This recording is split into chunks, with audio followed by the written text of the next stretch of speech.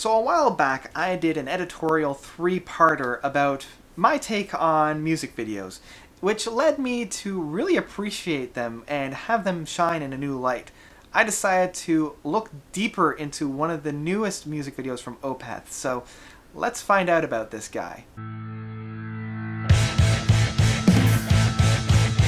Opeth's latest music video for the song Era leaves a lot of opportunity for discussion and interpretation. Like many metal music videos, it uses gritty and unsettling images such as maggots and other larvae and insects, skulls and fire, and other imagery that depicts different images of death and disease. Although it's not really needed in this particular music video, it does slightly enhance the overall enjoyment of it. So on the surface, this music video is just a hooded figure with a mask leading a child through this very strange landscape.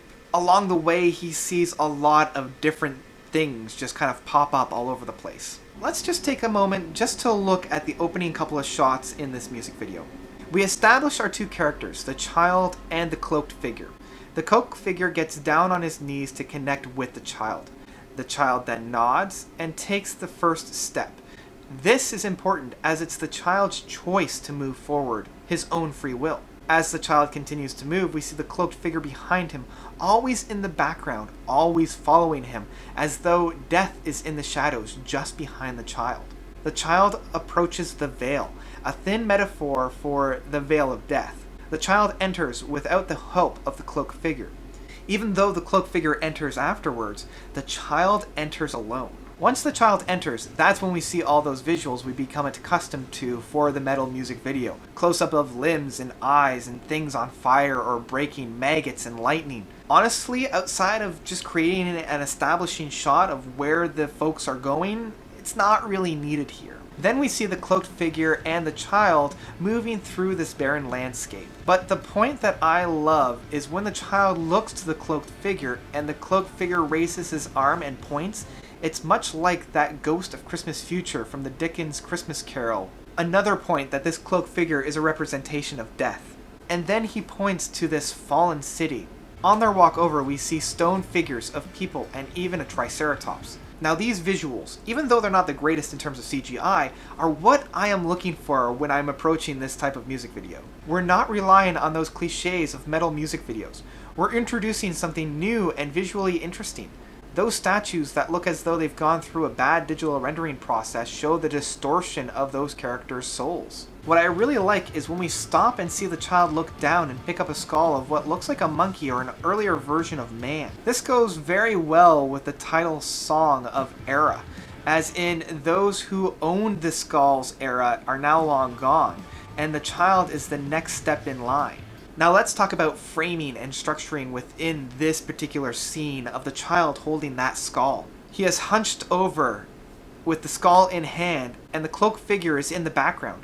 This shot, outside of being beautiful, shows the child in a feral pose, without a shirt or much clothing, hunched over like the apes before him. In his hand we have the past, and beyond, in the center of the frame, we have the cloaked figure going on seemingly without the child. As in, death waits for no one and trudges on. The child sees this and races after him, discarding the past and rushing forward towards the future. It's at this point that we see the child look upon the face of the band members of Opeth. At first I thought this was a little cheesy, but looking upon it now, I see that it's just plain fun.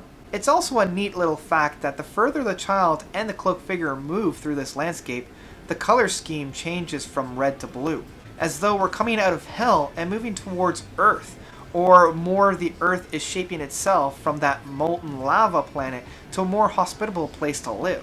When we get to the end of this music video, we see that the landscape is almost entirely blue, as though it's under the ocean in that lost, sunken army. These statues depict that fallen gods from the past pantheon. Poseidon and his aquatic throne along his court seem to perpetuate the landscape. In all of this confusion, the boy loses the cloaked figure in the sea of statues. The boy is lost, and the first time he shows any kind of emotion.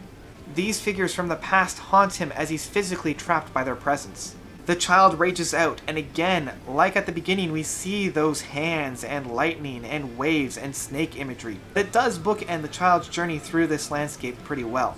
In the end, we find ourselves back at the beginning, We hear the seabirds, and we can almost hear the waves beyond the background. The child looks down and sees the mask from the cloaked figure and raises it to its face, looking through the eyes of his escort. In the end, the child has become what he has followed throughout his journey. Now, this reminds me of a very great short story by Neil Gaiman, where an individual dies and goes to hell, and he is brought into this room where a mangled and disfigured individual, very imp-like, tortures him throughout millennia. Within the torturing, he is moved from room to room until finally the last room that he enters is the room that he started in, seeing a new individual enter that he recognizes as himself. Upon this contemplation, he realizes that the last torture is torturing himself. And when we apply that to here, we see that the child has become the new era. And I want to take a little bit of time just to kind of discuss this cloaked figure, as he reminds me of the embodiment of death within the Charles Dickens kind of metaphor, but he also reminds me of the No-Face character from the Studio Ghibli film Spirited Away. The two definitely share the same kind of feel. So overall, this video does have flaws. The CGI is kind of laughable at times and still relies on those metal cliches of band images to invoke unease and unsettlement.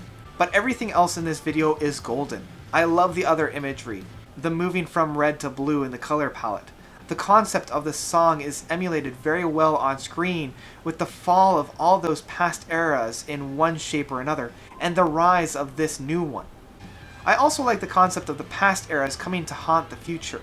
Even with all of these flaws, I still think that this music video does a fantastic job of depicting the song, a lot better than a lot of other metal music videos have done. I'm also glad that the band chose not to just come in and play their riffs and almost poke fun at themselves at having themselves digitally rendered in this underwater city. So that's about it from me. What did you guys think of this first real music video from the new album of Sorceress by Opeth? And I'm not just talking about those lyric videos, I'm talking about like a full-fledged music video. What did you guys think? Did you love it? Did you hate it? Whatever you thought, let me know of your own thoughts down below.